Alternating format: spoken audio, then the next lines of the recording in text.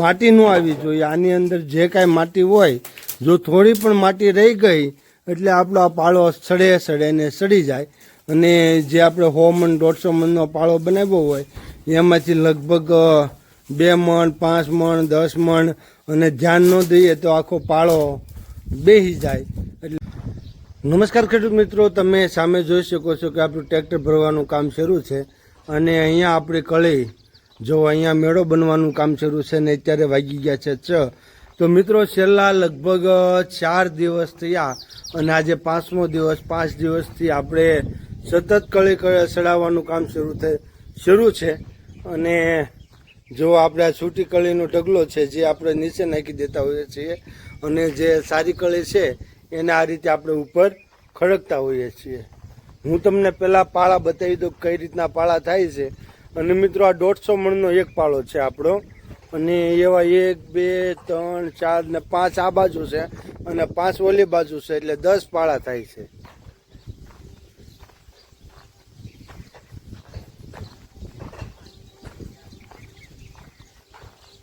જો આ પાળા અહીંયા પૂરા થાય છે અને અહીંયાથી આ પાળા જો, એટલે આ સામે વચ્ચે આ રીતે આપણે ગેપ રાખીએ છીએ હવાની અવર જવર. કારણ કે મિત્રો આને હવા આટલી બધી જોઈએ કે પૂરતા પ્રમાણમાં એને પવન મળતો હોય, હવા મળતી હોય તો જ કળી આપણે હારી રહે, નહીંતર આપણી કળી બગડી જતી હોય છે. એટલા માટે આપણે એને હવાની અવર જવર માટે આ રીતના પાળા બનાવતા હોઈએ છીએ.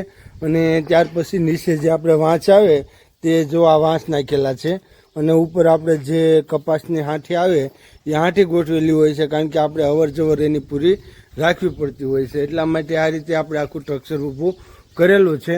અને નીચે આ રીતે બેલા નાખેલા છે. જુઓ, હવે આ બાજુ થોડું વધારે અંજવાળું છે એટલે આ બાજુથી તમને વધારે દેખાય છે. જો આ રીતે આખો આપણે મંડપ પદ્ધતિ ઊભી કરેલી છે. અને થોડો દૂરથી તમને બતાવી દઉં. જો આ રીતની આખી આપણે એની મંડપ પદ્ધતિ ઊભી કરેલી છે. એટલે પાળા પદ્ધતિ કહેવાય, મેળા પદ્ધતિ કહેવાય. અને આ રીતે આપણે આખું આનું ઊભું કરેલું છે. તો ખેડૂત મિત્રો, આપણે છેલ્લા 4 થી 5 દિવસથી સવારમાં 2:30 વાગ્યે જાગી જતા હોઈએ છીએ અને ચા પાણી પી અને સવારે 3 વાગ્યે આપણે કામે લાગી જતા હોઈએ છીએ. અંદર આપણે લાઇટ કરી નાખીએ છીએ અને તમને પાછળનું જે સ્ટ્રક્ચર બતાય છે તે આખો આપણી કળી પાથરેલી હોય છે, થોક લગાડેલો. એટલે કે વાડીમાંથી જે લીલી કળી નીકળે એ લીલી કળીનો આ રીતે આપણે થોક લગાડતા હોઈએ છીએ.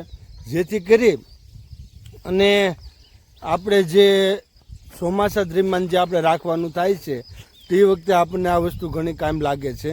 કારણ કે મિત્રો તમને ખ્યાલ છે કે આપણે ચોમાસા પહેલાં જ્યારે કાજી કાઢતા હોઈએ છીએ, કાજી કાઢી અને ત્યારબાદ આપણે એને થોક લગાડતા હોઈએ છીએ. થોક લગાડી અને તમને મારી પાછળ જે મેળો બતાવે છે તે મેળામાં ભરતા હોઈએ છીએ.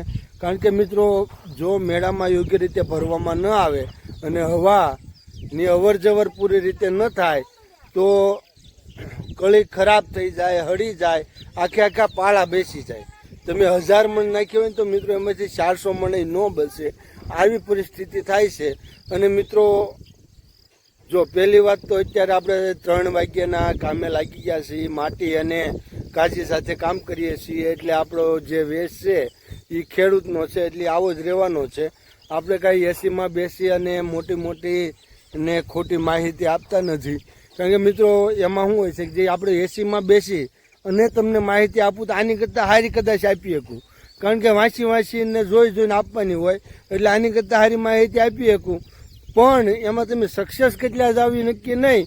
અને આમાં જે તમને માહિતી મળે એમાં તમે 100% સક્સેસ જાઓ એ પાક્કું હોય. કારણ કે મિત્રો આપણા અનુભવ હોય, આપણી મહેનત હોય અને જે આપણી મહેનત રાતની મહેનત કરેલી હોય એના આધારે આપણે ચર્ચા કરતા હોઈએ છીએ.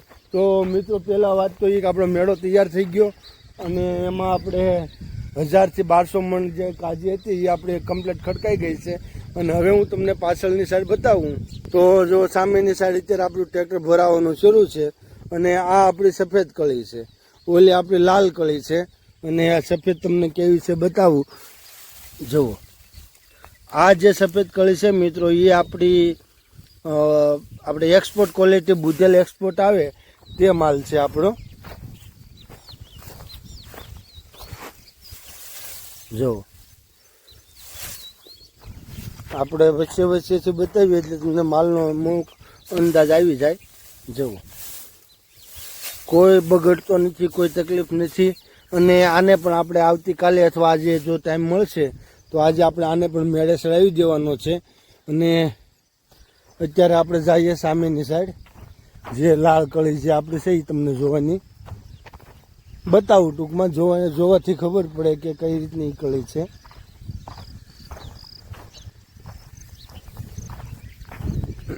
એટલે મિત્રો મેં તમને પહેલાં જે સમજાવ્યું તે પ્રમાણે પહેલાં બેલો ગોઠવવાના હોય છે, ત્યાર પછી મોટા મોટા લાકડા ગોઠવવાના હોય છે. અને લાકડા ગોઠવ્યા પછી આપણે એની ઉપર વાંસ ગોઠવી દેવાના હોય છે. અને વાંસ ગોઠવ્યા પછી આપણે જે કપાસની હાંઠી આવે એ સાંઠી ગોઠવી દેવાની હોય છે. હવે મિત્રો અહીંયા જો આ સવારના 3 વાગ્યાના આ રીતે અમે 5 થી 6 જણા છીએ. અત્યારે અમુક માણસો સામે આપણી જે ભેંસો છે તે ભેંસો દોવા ગયા છે. હું વિડીયો બનાવવા મળ્યો છું. અને અહીંયા મમ્મીને એ બધા જે છે એ ભરવાનું કામ અત્યારે શરૂ છે.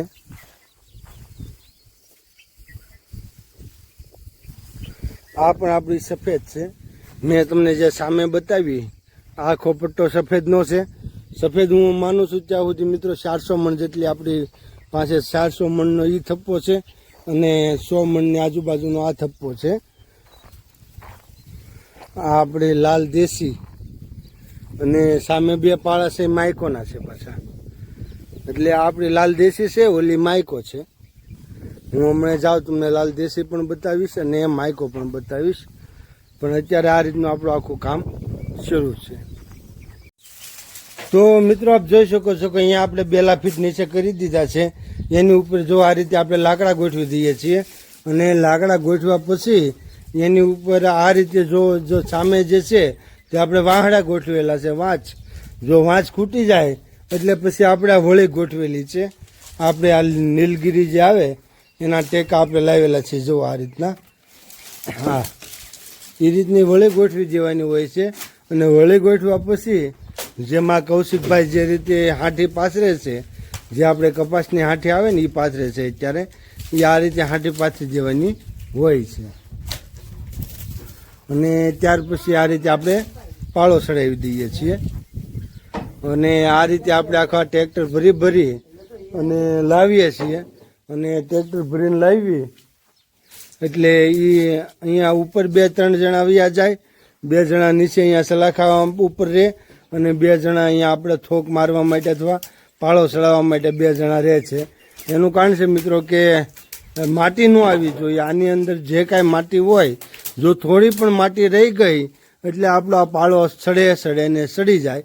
અને જે આપણે 100 મણ 150 મણનો પાળો બનાવ્યો હોય એમાંથી લગભગ 2 મણ 5 મણ 10 મણ અને ધ્યાન ન દઈએ તો આખો પાળો બેસી જાય. એટલે માટી એક એમાં ન રહેવી જોઈએ, પહેલા નંબરની વાત છે. અને ત્યાર પછી જો આ રીતે આખો આપણો મેળો તૈયાર કરવામાં આવે છે.